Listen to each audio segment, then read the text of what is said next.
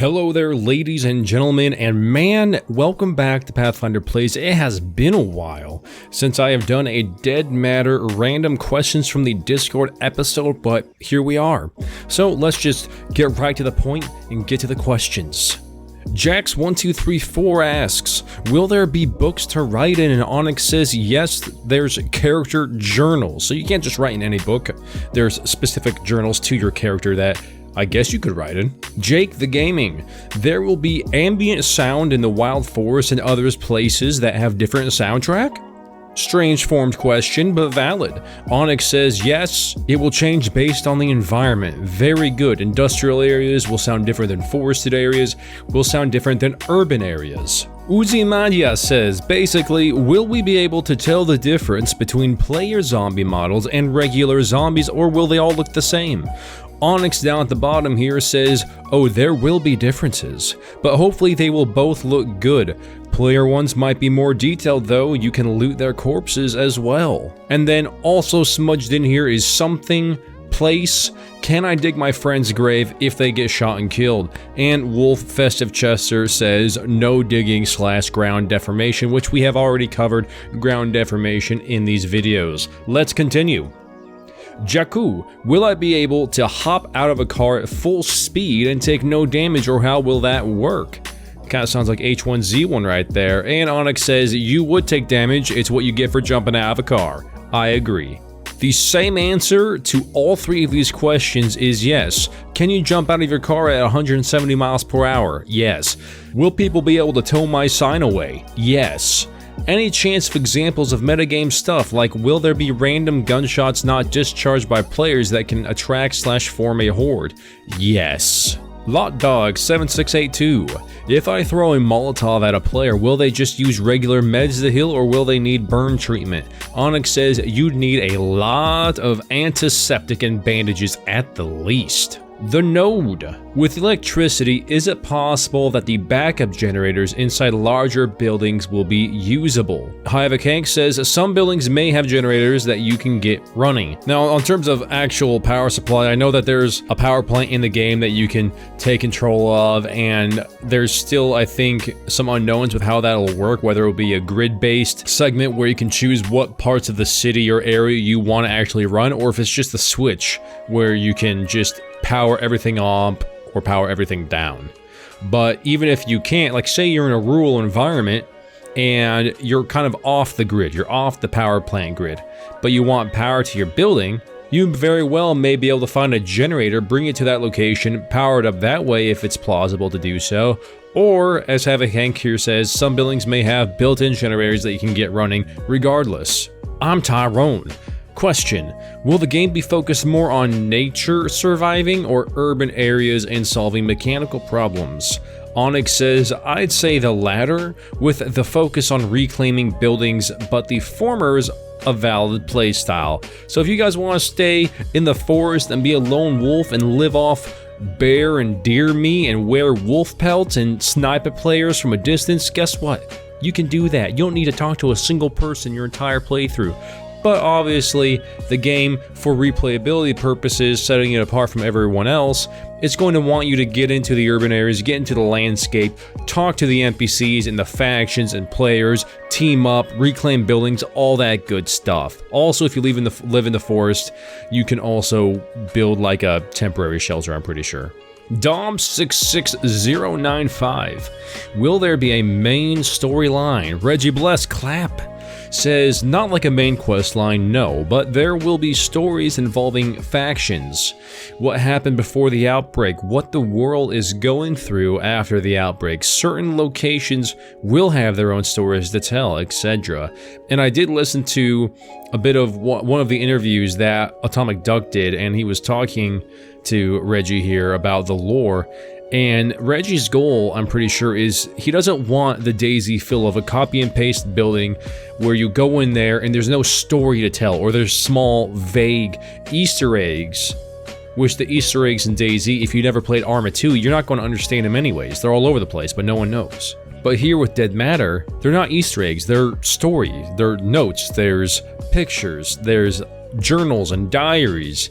There's voice messages and voice recordings. There's so many things that he wants to put in what otherwise would have been a normal regular house, but instead of it being a normal regular house, it is now steeped with lore. So every house is worth going into because you never know what critical piece of information you are going to receive along with whatever loot you get. Plasma 9. I know you're trying to keep things very down to earth, but is nighttime visibility, I know weather effects may alter this from time to time, is nighttime visibility going to be like 0% in DayZ where you can't see anything? Onyx says no, it's tied to the moon cycle, so it'll be brighter on full moons and darker on new moons, but it'll never be pitch black, and I really appreciate that because nobody hardly, unless they have NVGs, or thermals if you are on a modded server, play DayZ whenever it's nighttime. They all log out or stay in their base or whatever. And using any sort of light at nighttime in DayZ is literally a death sentence because you're going to be running around not seeing anything 5 feet in front of you with like a glow stick or a flare, and then you die and you wonder why. Nep.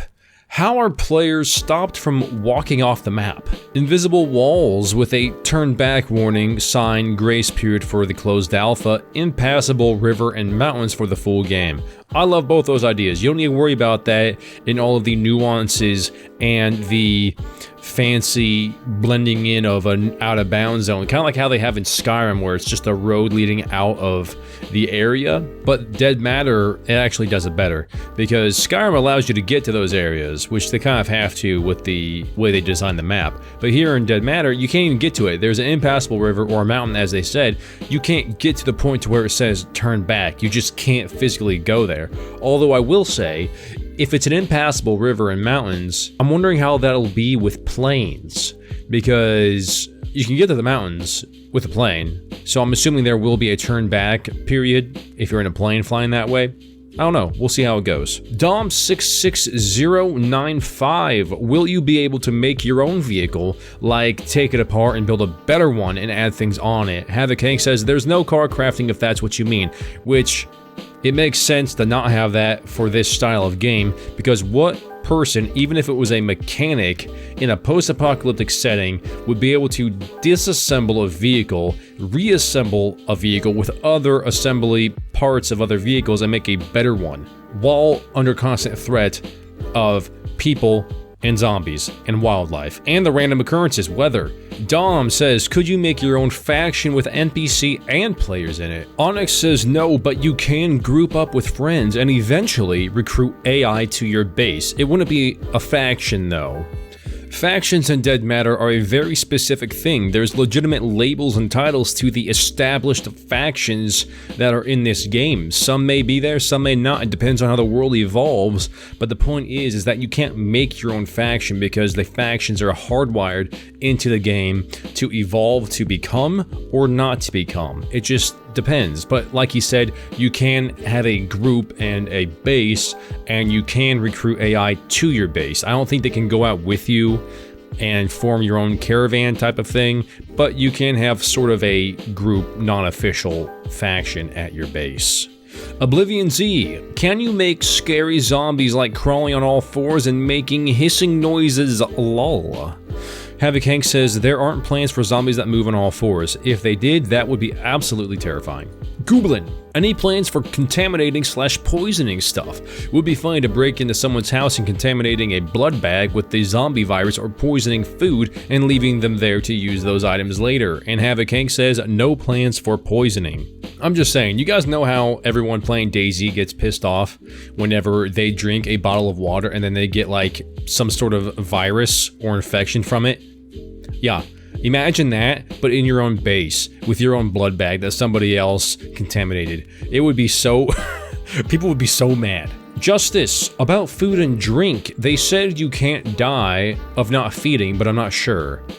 And Reggie Bless says, you can die of hunger, just not from getting your daily vitamins or whatever. So it's kind of like Scum, where the vitamins and minerals aren't necessary, but they will help your character perform better. Bailey says, are you guys planning on adding animations as less as possible, or going full Tarkov with detailed animations for eating some chips even? And Vitka says, we want to add animations where it makes sense. I think we wanted eating animations, but I'm not 100% sure. As detailed as they want to go, I'm down with it. Bailey says, I like the hold F icons though, they're perfect, although don't need the first gray outline around the F. And then Onyx says, the hotbar is only shown when it's needed. I repeat, the hotbar is only shown when it's needed. Normally, for most of your time playing, there'd be no user interface shown on screen. So Bailey then says, oh, so like you can only see it in your inventory. And Onyx says, no, like if you scroll through your hotbar, it'd show up, but once you're done scrolling, it'll disappear again. I love that idea. Vitka then comes in at the very end and says, if you activate the hotbar, it will appear, otherwise it will fade away and you won't see it. Your inventory will make it very clear what it is assigned to the hotbar, i.e. your weapon slots are 1 and 2, an additional pocket / whatever will approximately show your weapons equipped to the 3 and 4 slot. So to summarize that entire inventory UI conversation, your hotbar will be there always and will only appear if you actually scroll through the hotbar 1, 2, 3, 4, or however many pockets you have to go up to maybe 8 or 9. And ladies and gentlemen, this is the end of the random questions from the Dead Matter Discord, episode number 14. I hope you guys enjoyed it. I hope you found some valuable information in this video, and if you made it this far, that means you enjoyed the video enough to stay here. So if you would, go ahead and hit that subscribe button, hit that bell button, and share it with anybody else that you want to team up with and play this game with. And I will see you guys in the next one. Path out.